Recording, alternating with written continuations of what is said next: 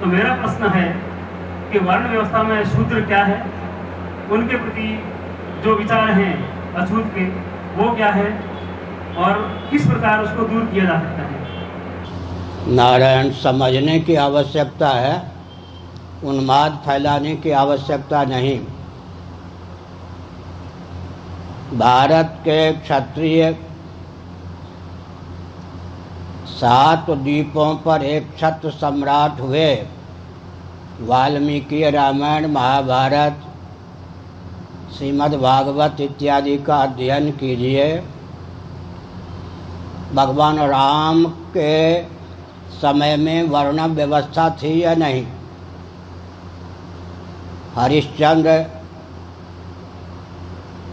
रघु, दिलीप आदि के समय वर्ण व्यवस्था थी या नहीं? जिनकी संतान का नाम मानव है, मनु के शासन काल में वर्ण व्यवस्था थी या नहीं?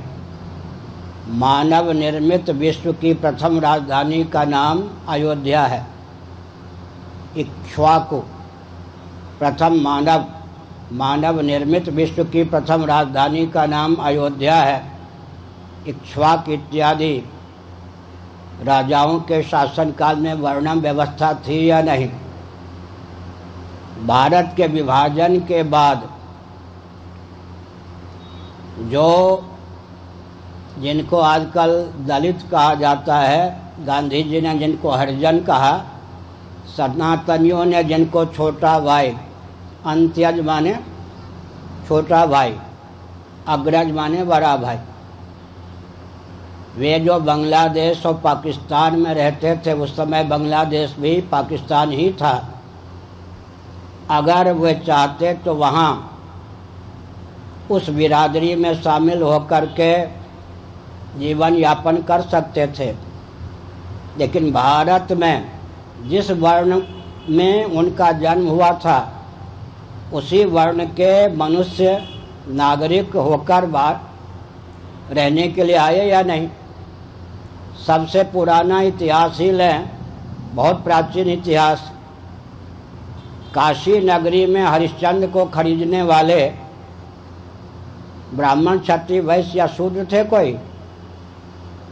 आज भी इतिहास है, ये गल्प नहीं है। उनके वंशधर आज भी काशी में हैं। हरिश्चंद्र घाट, मणिकर्णिका घाट 2 श्मशान हैं काशी में।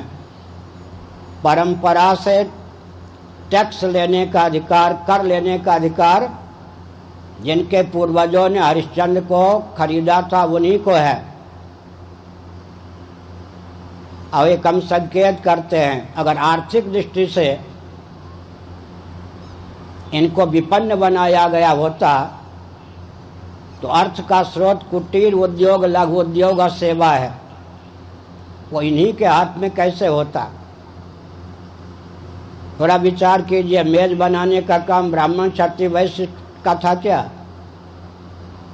बाल बनाने का काम सेफ्टी रेजर रखते थे क्या? बाल बनाने का काम किनका था?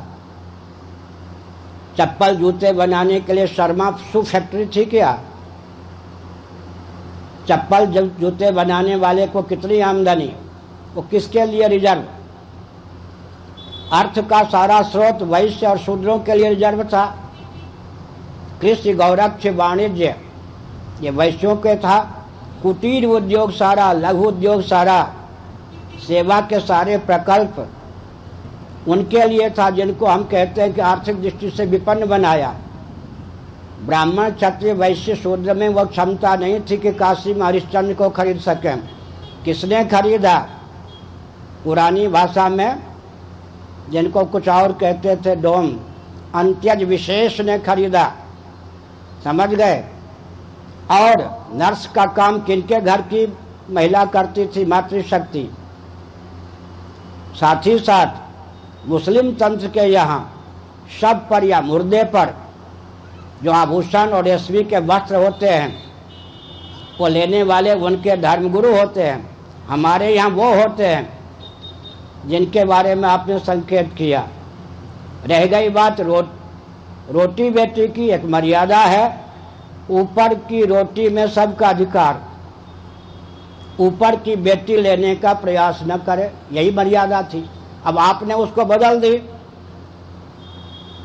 नीचे की रोटी में सबका अधिकार, ऊपर की बेटी में सबका अधिकार, यही किया ना, यही कर तो दिया, और क्या किया, इधर का उधर कर दिया।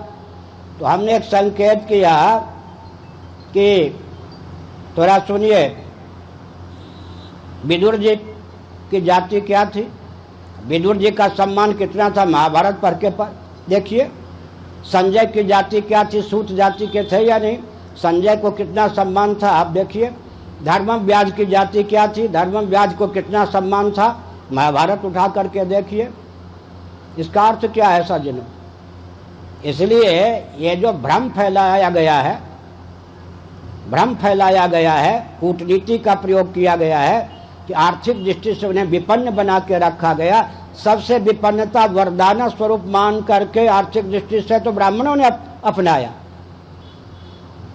शिलोंच वृत्ति, भिक्षावृत्ति, अयाचित वृत्ति, और दान लेते हैं तो दान दो, दान लेना ही नहीं, दान देना भी धर्म था ब्राह्मण का।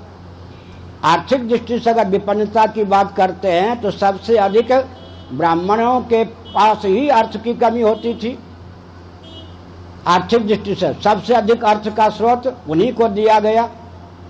दरी बनाने का काम किसका था जी, टोकरी बनाने का काम किसका था जी। आजकल इंजीनियर कहते हैं, ब्राह्मण क्षत्रिय वैश्य होते थे क्या, इंजीनियर कौन होते थे? इसका अर्थ क्या है? अर्थ का सारा स्रोत उनके पास था। मान कम था ये भी नहीं कह सकते। केवल बेटी को लेकर अगर परहेज है, वो परहेज दूषण नहीं भूषण है। वर्ण संकरता के इतने दोष हैं जिनको आधुनिक वैज्ञानिक भी मानते हैं, जिनको विज्ञान का भी ज्ञान नहीं है, रक्त के नंबर का भी ज्ञान नहीं है, रक्त सांकरी के दोष का भी ज्ञान नहीं है, वे लोग अनादर प्राप्त करते हैं। इसलिए जो भ्रम फैलाया जा रहा है, भ्रम फैलाने वालों को ये समझना चाहिए कि आप राष्ट्रभक्त हो क्या। जिस विषय को जानते नहीं उस विषय में टांग अड़ाते हैं ये नेता लोग, और इनके पीछे अंग्रेजों का दिया हुआ मस्तिष्क है। मैं 2 उदाहरण देता हूँ, बल्कि 4 उदाहरण देता हूँ, सावधान।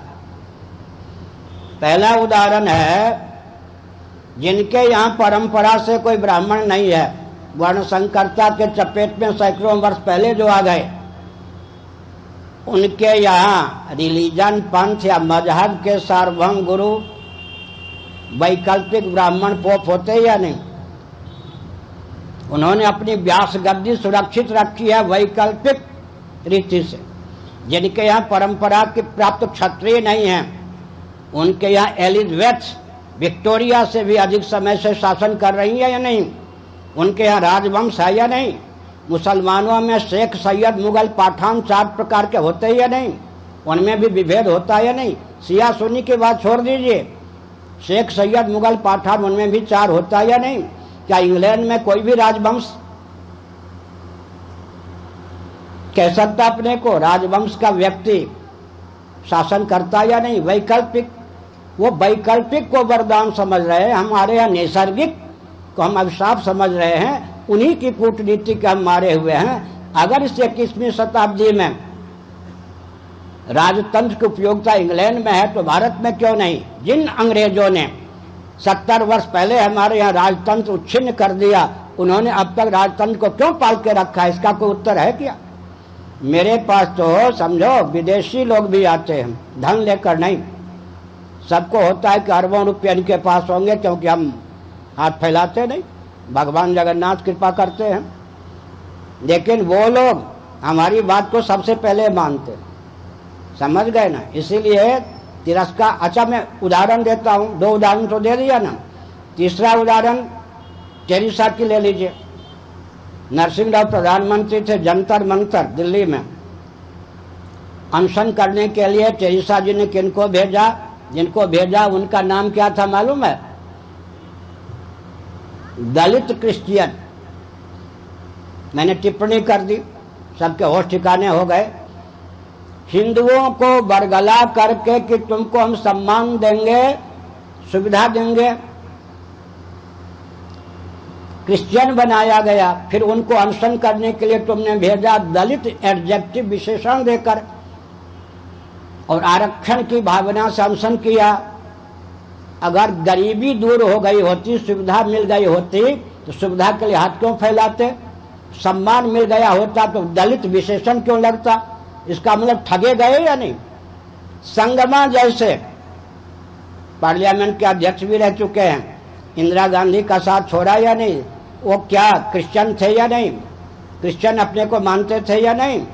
संगमा जैसे प्रबुद्ध क्रिश्चियन को, हिंदू से बने हुए क्रिश्चियन को ये लोग स्वीकार करेंगे क्या? सोनिया जी स्वीकार करेंगे क्या? समझ गए? आंखें खुल गई या नहीं? इसलिए हमने कहा संगमा जैसे नहीं, बिल्कुल अंधे जैसे, भावुक संगमा जैसे क्रिश्चियन को लोग स्वीकार करेंगे, उनसे तो उनको खतरा है। और जॉर्ज फर्नांडिस से खतरा था। उन्होंने भाजपा से हाथ मिलाया या नहीं जॉर्ज फर्नांडिस ने? अच्छा, और ले लीजिए लेटेस्ट उदाहरण, नवीनतम उदाहरण ले लीजिए। मुस्लिम घर की 4-5 देवियों ने, मातृशक्ति ने, उनकी दृष्टि से उनके यहाँ जो 1400 वर्षों से अंध परंपरा चल रही थी, गुप्तचर विभाग मेरे शब्दों पर ध्यान देना, उनकी दृष्टि से उनके यहाँ जो 1400 वर्षों से अंध परंपरा चल रही थी, सुप्रीम कोर्ट तक फांस नहीं सकते हो। उस ढंग से हम लोगों को लिखने बोलने का प्रशिक्षण प्राप्त है। उसके विरोध में आवाज बुलंद की या नहीं? एक उत्तराखंड की थी, एक उड़ीसा की थी, एक उत्तर प्रदेश की थी, राजस्थान की थी। उन सब मातृशक्ति में कह रहा हूं, उनके मन में क्या था? जो 10-5% गाँव में, वन में, छोटे कस्बे में विवाह की प्रथा परंपरा से है, देवियों को मातृशक्ति के रूप में पूजा जाता है, सम्मान दिया जाता है। गरीब से गरीब व्यक्ति फटा कपड़ा पहनता है, अपनी पत्नी को कम से कम जेवर से युक्त रखता है। फटा कपड़ा पहनेगा, पत्नी को जहां तक बनता है फटा कपड़ा नहीं देगा। हमारे यहाँ मातृशक्ति का सम्मान देखिए, बैल भले ही दुबला पतला हो, उसके कंधे पर जुआ डाले जाएगा, गाय हृष्ट पुष्ट हो, उसके कंधे पर जुआ डाला जाएगा।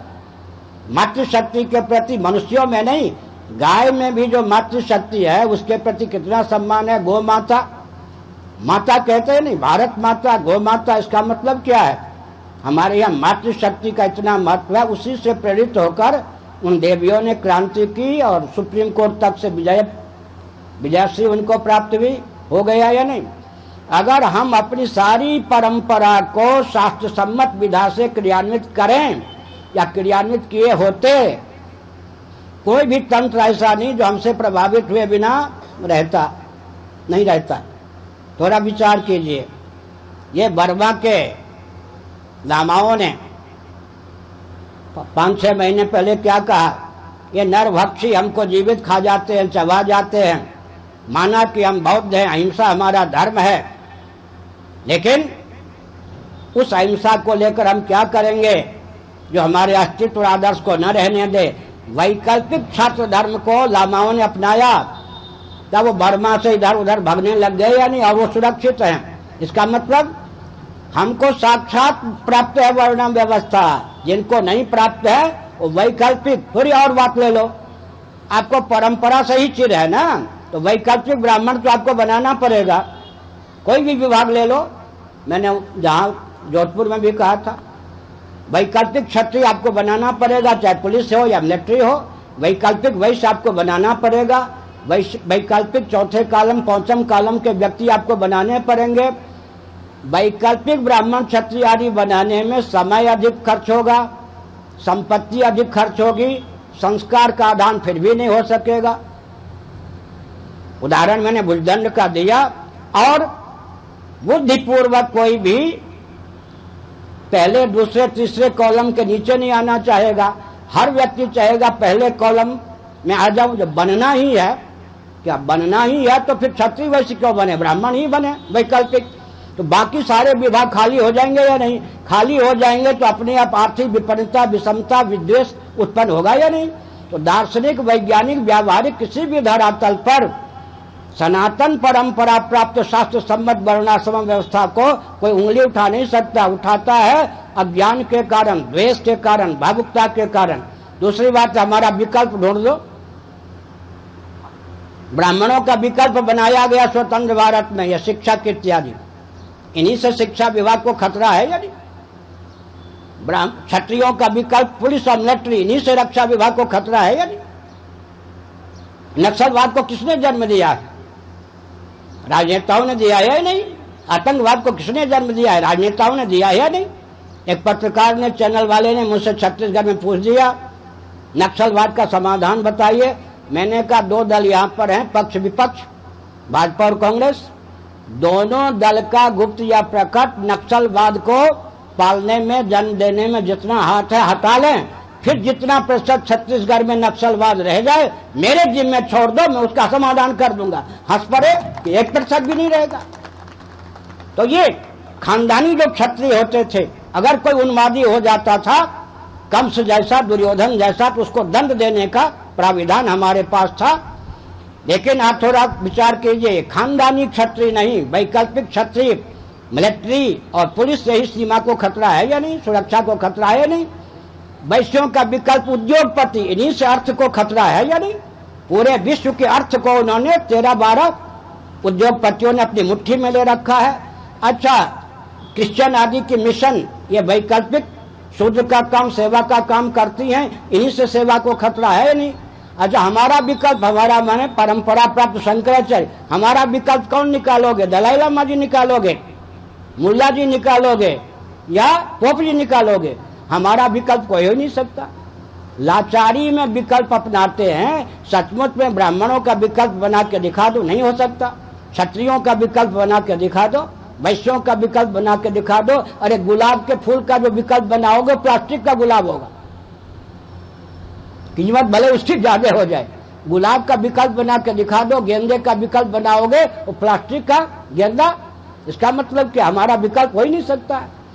विकल्प वहां होता है कारगर, जैसे मैंने बताया खानदानी क्षत्रिय राम और लक्ष्मण जी, भरत जी से सेना नहीं मंगाई, वैकल्पिक सेना जो उन्हीं के लिए जन्म ले चुकी थी उनका उपयोग करके युद्ध जीता। वैकल्पिक सेना ने विजया श्री राम जी के चरणों में डाल दी। इस प्रकार से हमने कहा, बस बहुत समय हो गया। राजनीति